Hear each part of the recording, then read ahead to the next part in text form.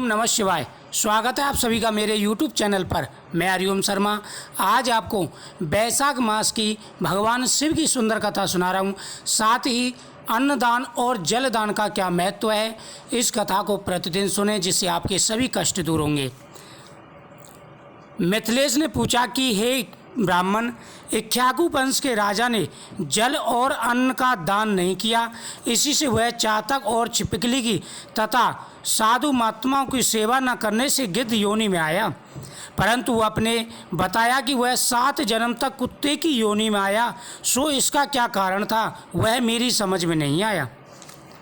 उसने संत महात्माओं को कष्ट न दिया, ना ही वह कपट था। उसने केवल संत महात्माओं की सेवा नहीं की, सो उसको फल नहीं मिला। उसने किसी को कष्ट भी नहीं दिया, सो बिना कारण ही उसको कुत्ते की योनि में क्यों जाना पड़ा, इसका मेरे मन में संशय है। कृपा करके आप मेरी शंका का निवारण कीजिए। राजा के ऐसे वचन सुनकर के महायशस्वी श्रुतदेव ने कहा, तुम धन्य हो हे राजन, तुमने ऐसा धार्मिक प्रश्न किया है, सो मैं अब इसका समाधान करता हूँ। यही वार्ता शिवजी ने कैलाश पर्वत पर श्री पार्वती जी से कही थी। सब लोगों की रचना कर उनकी परलोक और लोक 2 प्रकार की स्थितियां बनाई और इनकी स्थिति के निमित्त 3 भेद बनाए, जल सेवा, अन्न सेवा और औषधि सेवा। ये तीनों इस लोक की स्थिति के हेतु हैं तथा साधु सेवा, विष्णु पूजा और धर्म ये तीनों परलौकिक स्थिति के लिए हैं। जैसा एक कर्म से धन संपत्ति आदि प्राप्त हो सकती है, वैसे ही परलौकिक क्रियाओं से कभी कभी दुख का कारण भी हो जाता है। जैसे यहाँ पर एक पुराना इतिहास कहते हैं, एक समय तक के प्रजापति महादेव जी को यज्ञ में बुलाने के लिए कैलाश पर्वत गए। तब उनको आया देखकर श्री महादेव जी खड़े नहीं हुए, क्योंकि शिवजी ने सोचा कि मैं सनातनी हूँ और यह सब देवता यज्ञ का भाग लेने वाले सेवक के समान हैं।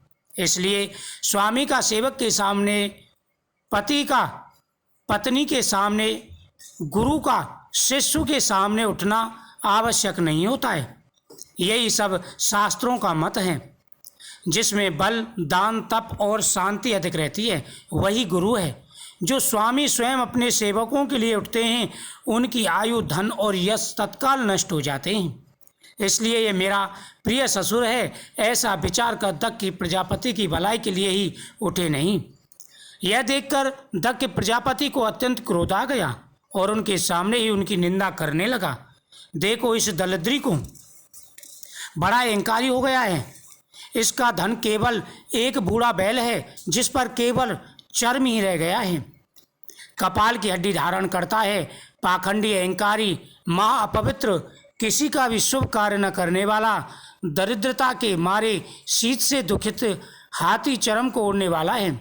शमशान जिसका घर है, सर्पों का आभूषण है। न इसमें धीरज, न ज्ञान, भस्मासुर से डर के मारे दूर भाग गया। भूत प्रेतादि का संग, इसके कुल का कुछ पता नहीं है। दुरात्मा नारद ने बताई इसकी बड़ाई की, जिससे मैंने अपनी कन्या सती का विवाह इसके साथ कर दिया। इसको अपने घर में सुख से निवास करावे, ऐसा भी ये नहीं है। जैसे कुमार का घड़ा चांडाल के घर में पहुंचने से किसी काम का नहीं रहता, वैसे ही मेरी कन्या मुझको कोई प्रयोजन नहीं। इस प्रकार दक्ष प्रजापति शंकर सती को यज्ञ का निमंत्रण न देकर और कुभाग्य कहकर चला गया और यज्ञ स्थान से ऋषि और मुनियों के साथ लेकर विधि पूर्वक यज्ञ करने लगा। इस यज्ञ में ब्रह्मा और विष्णु नहीं आए, परंतु सिद्ध, चारण, गंधर्व, यक्ष, राक्षस, किन्नर और सब देवता यज्ञ में आए। सती को यह लालसा उत्पन्न हुई कि किसी प्रकार यज्ञ उत्सव देखूं और अपने संबंधियों से मिलूं। महादेव जी के रोकने पर भी वह ना मानी और जाने का निश्चय कर लिया। शिवजी ने कहा कि हे भद्रे, दक्ष सदैव सभा में बैठकर मेरी निंदा करता है। वह तुमसे सहन न हो सकेगा, तुम अवश्य अपना शरीर त्याग दोगी। अतएव तुम अपने पिता को के घर मत जाओ, इसमें कल्याण नहीं है। इस प्रकार समझाने पर भी सती न मानी और चुपचाप चल दी। तब पीछे जाकर नंदी ने उसको अपनी पीठ पर बैठा लिया और कितने ही भूत प्रेत आदि उसके संग हो गए। जब वह महल में पहुंची तो किसी ने भी उनके साथ कोई बात नहीं की। तब शिवजी की बात याद करके वह यज्ञशाला में गईं। वहाँ पर सभा के लोग सती से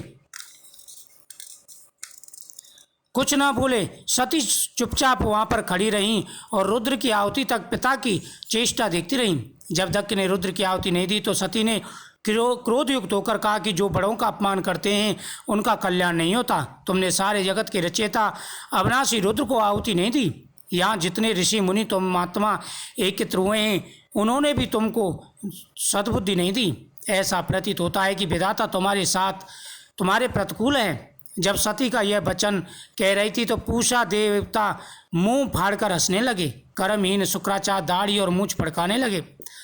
दक्ष निंदा करने लगा।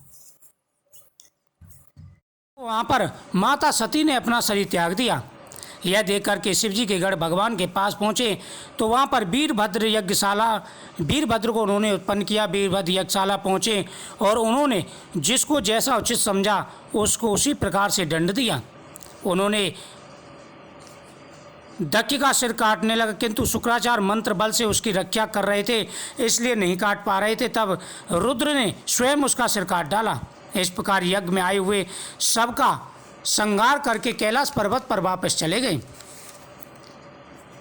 फिर महादेव जी को साथ लेकर यज्ञशाला पहुँचे। यज्ञ में जो मारे गए थे उनको जीवन दान दिया और महादेव जी ने दक्ष के सिर पर बकरे का सिर लगा दिया जिससे वह जीवित हो गया। इस प्रकार से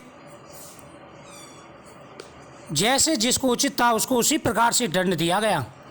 ब्रह्मा जी के कहने पर भगवान कैलाश पर्वत से वहाँ पर यज्ञ की जगह पर आए और दक्ष प्रजापति को जीवित किया, जिससे आज तक उनके उपासक उनकी प्रसन्नता के लिए बम बम करते हैं। भृगु जी के मुख पर बकरे की दाढ़ी लगा दी, पूषा के दांत नहीं लगाए, उनसे कह दिया कि वह पीस कर खा लिया करेगा। इस प्रकार सबको अंग सहित किया गया और दक्ष पूर्वत यज्ञ करने लगा। यज्ञ संपूर्ण होने पर सब देवता अपने अपने लोक को चले गए। इस आख्यान को प्रतिदिन श्रवण करना चाहिए। इसके श्रवण करने से सभी मनोरथ पूरे हो जाते हैं। भगवान शिव प्रसन्न होकर के मनवांछित फल प्रदान करते हैं। जैसे कि जिस में मन में कामना होती है भगवान उसकी सभी मनोकामनाएं पूरी करते हैं। हे राजन, यह आख्यांश बड़ा पवित्र है। इस आख्यांश को प्रतिदिन श्रवण करना चाहिए। इस वीडियो को ज़्यादा से ज़्यादा शेयर करें, चैनल को सब्सक्राइब करें, बगल में घंटी बटन को दबा के ऑल को दबा दें। हर वीडियो को नोटिफिकेशन पाने के लिए मेरे चैनल पर आपको हर प्रकार की नॉलेज की वीडियो प्राप्त होती रहेंगी। हर प्रकार की कथाएं की उपायों की वीडियो प्राप्त होती रहेंगी। आप कमेंट में ओम नमः शिवाय जरूर लिखें। ओम नमः शिवाय।